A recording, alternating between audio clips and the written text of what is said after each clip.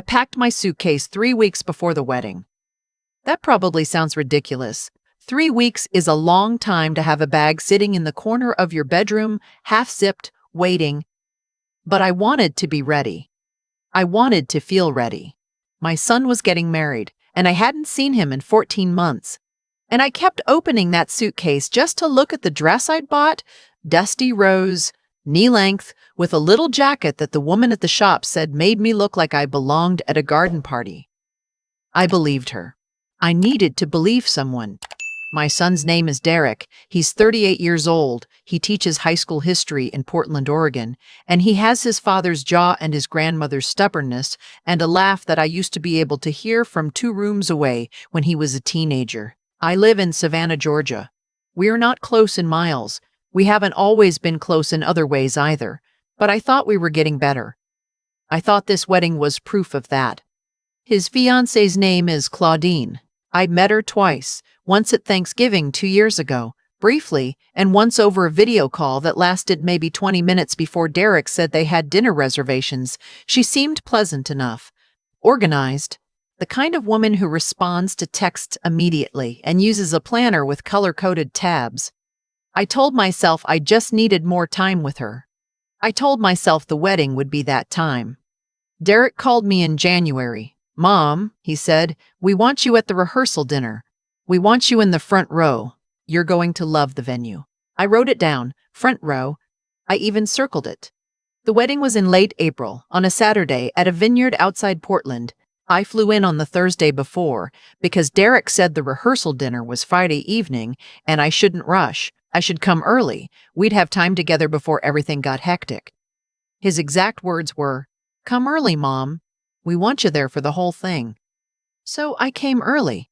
I landed Thursday afternoon, took a car to the hotel Derek had booked for out-of-town family, and checked in. It was a nice hotel.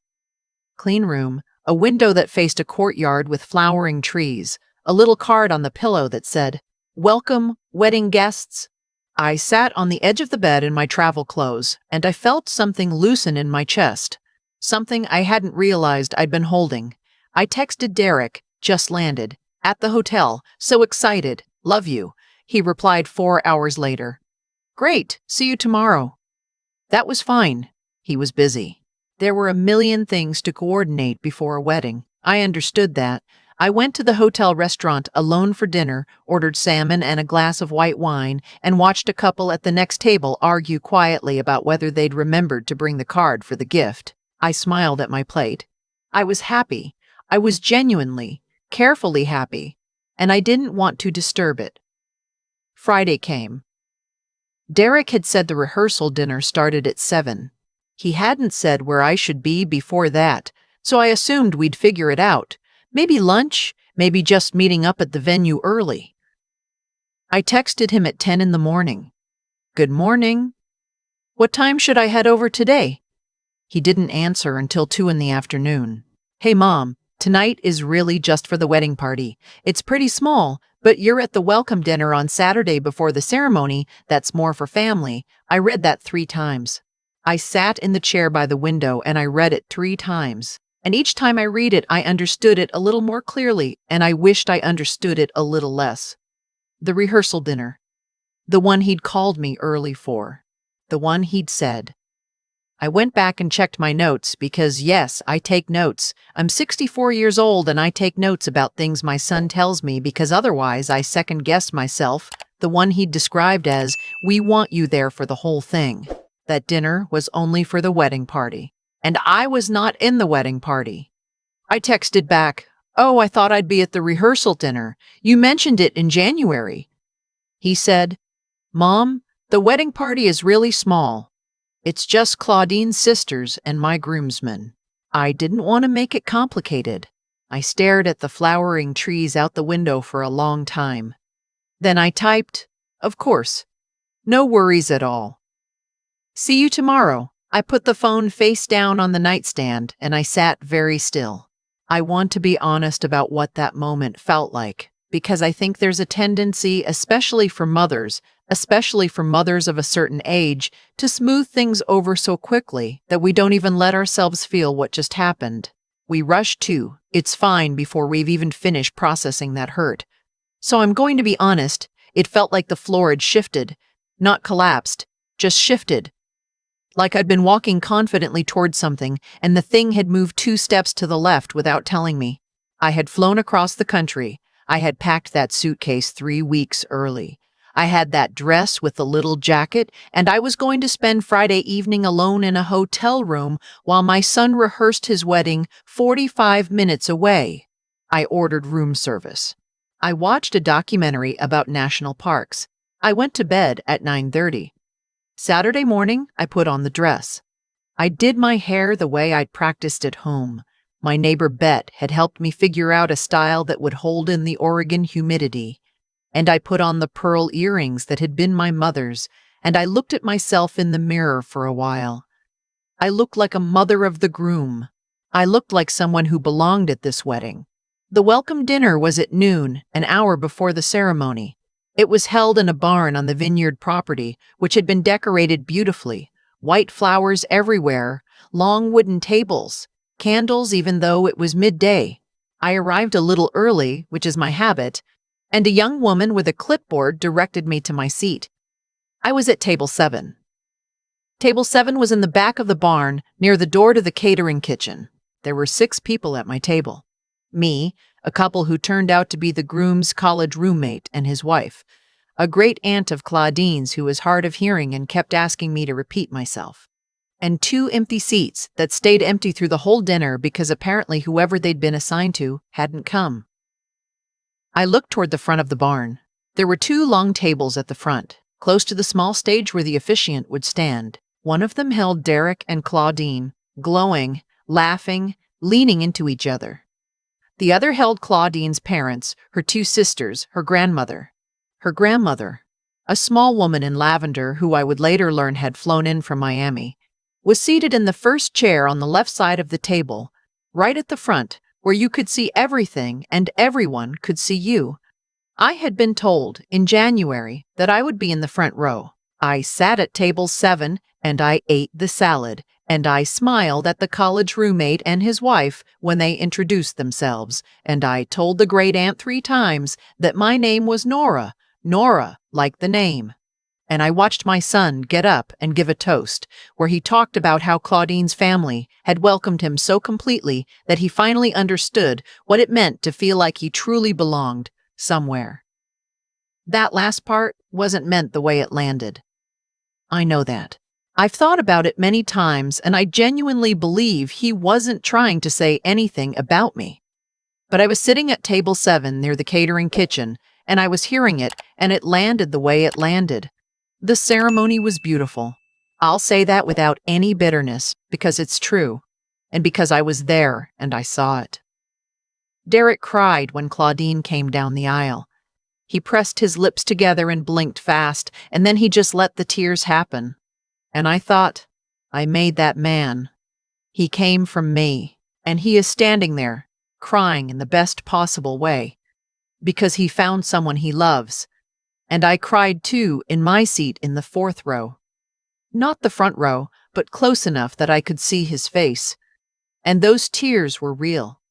But then the reception seating chart was posted on a board near the entrance to the reception hall, and I found my name, and I found my table. Table 11. Claudine's parents were at table 1, with the siblings and the grandmother. The wedding party was at table 2. Derek's groomsmen and their partners were at tables 3 and 4. A collection of friends from their shared social circle were at tables 5 through 8. I was at table 11, with a group of people I'd never met. Colleagues of Claudine's from her company, I gathered. Pleasant people who kept referencing inside jokes I didn't understand, and pulling out their phones to show each other something from a group chat. I want to tell you what I did because I think it matters. I did not make a scene. I did not go find Derek and ask him to explain the seating chart. I did not pull Claudine aside and tell her I'd expected to be near the front. I sat down at table 11, and I introduced myself and I said, I'm the groom's mother. And one of the colleagues said, Oh, that's so wonderful. You must be so proud. And I said, I am. I really am. Derek came to table 11 once during the reception, between the main course and the cake. He squeezed my shoulder and said, "You look great, Mom." He stayed for maybe 4 minutes. Then someone called his name from across the room, and he said, "I'll be right back." And I never saw him again until the end of the night, when everyone was gathering for the send-off. What I know is this: I stayed for every minute of that reception. I danced once with Claudine's great-uncle, who turned out to be a surprisingly good dancer for a man in his 80s. I had 2 glasses of champagne.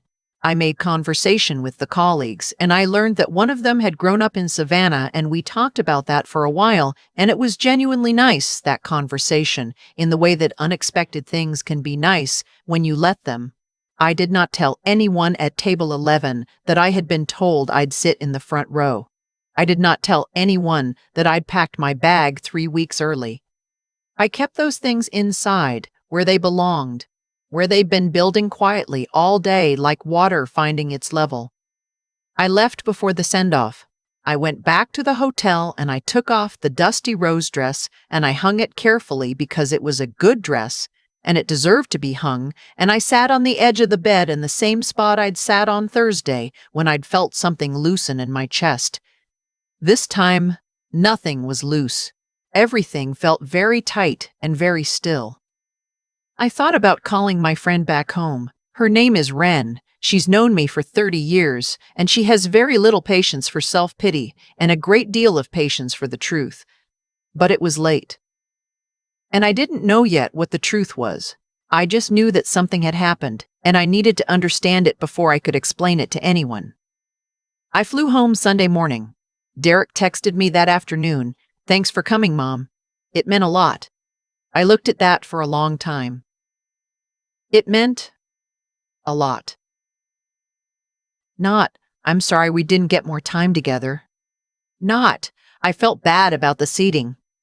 Not, "I wanted to come back to table 11, but it got crazy." Just, it meant a lot. I typed back, "It was a beautiful wedding. I love you."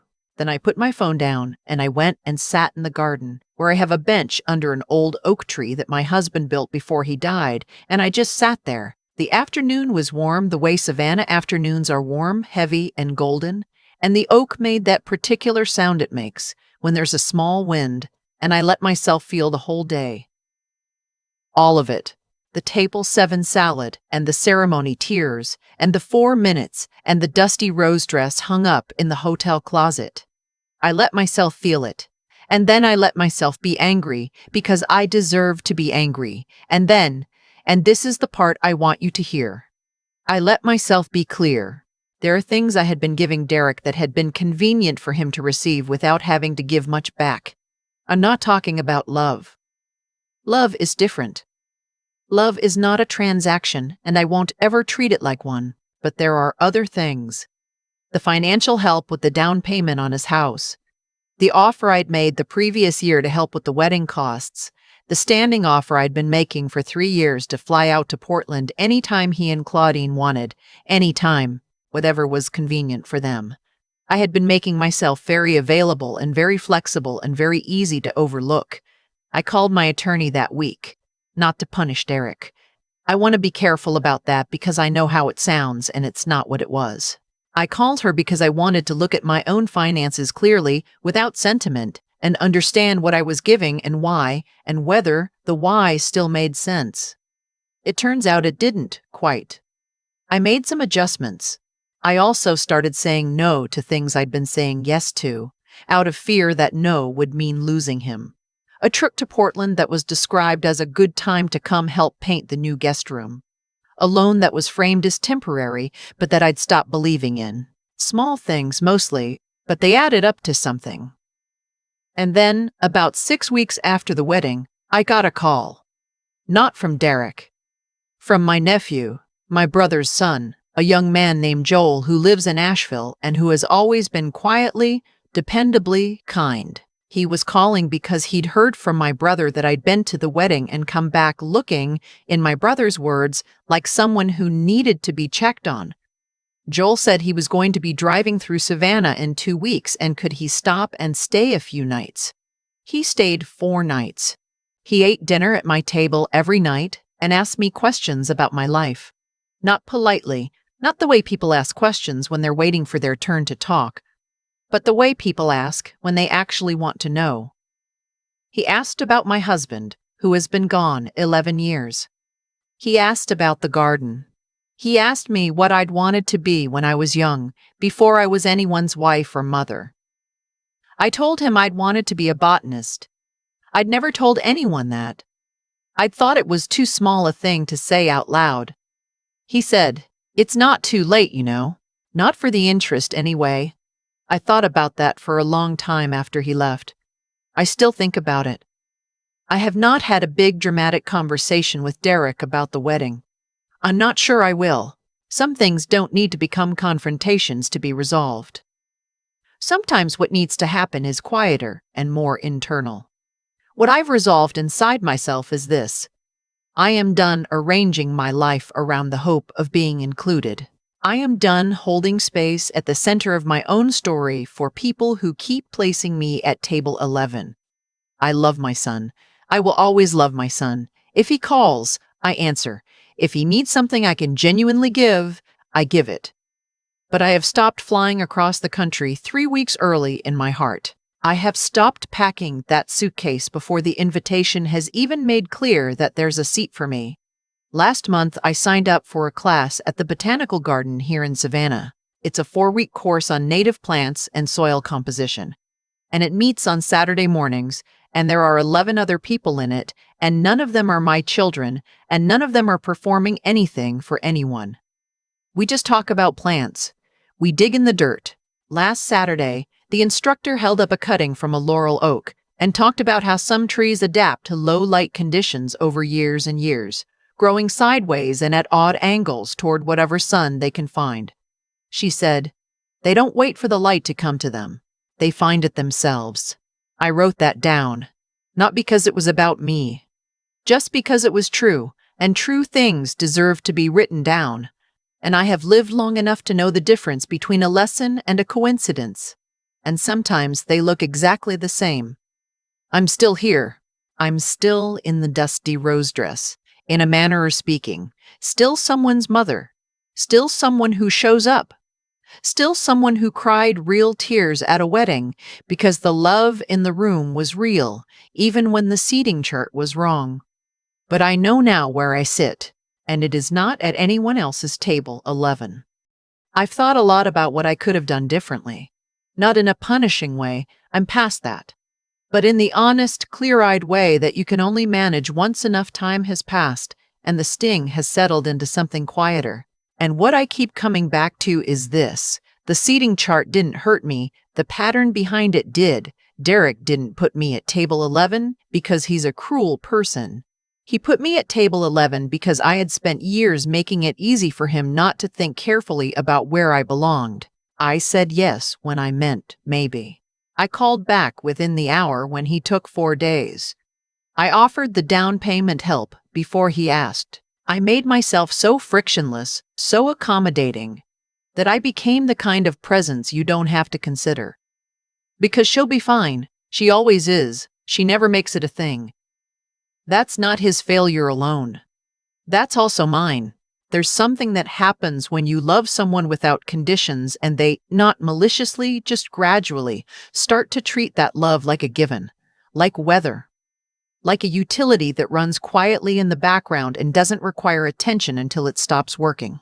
I had been that utility for a long time, and the honest truth is, I let it happen. Not all at once, but in small steps, each one reasonable on its own. What I understand now, sitting under my oak tree in Savannah with dirt under my fingernails from the botanical garden class, is that how we allow people to treat us is a form of teaching. Every time I rearranged my life without being asked, every time I absorbed the disappointment and said no worries at all, I was teaching Derek something. I was teaching him that I didn't need to be considered, that I would show up regardless, that there was no cost to overlooking me. The cost was invisible, until it wasn't. And when I finally made it visible, not dramatically, not with a confrontation, but quietly, through the small adjustments I made to what I offered and how I offered it, something shifted. Not in Derek, Not yet.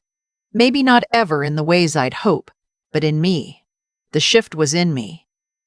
Joel saw it when he visited. He said I seemed lighter. I told him I'd just started sleeping better, which was partially true. But the real thing was simpler. I had stopped holding my breath. I had stopped waiting to be placed at the front table by someone else's hand. I had decided at 64 years old, in a dusty rose dress hanging in a Portland hotel closet, that I was done outsourcing my own dignity. Courage isn't always loud. Sometimes it's just deciding, quietly and without an audience, that you are worth the front row, and then going and finding a room where that's already true. For me, that room turned out to be a Saturday morning class about plants, of all things. For you, it might be something else entirely. But the decision underneath it is the same: to stop shrinking into spaces that were designed too small for you. You teach people how to treat you, and it is never too late to start a different lesson.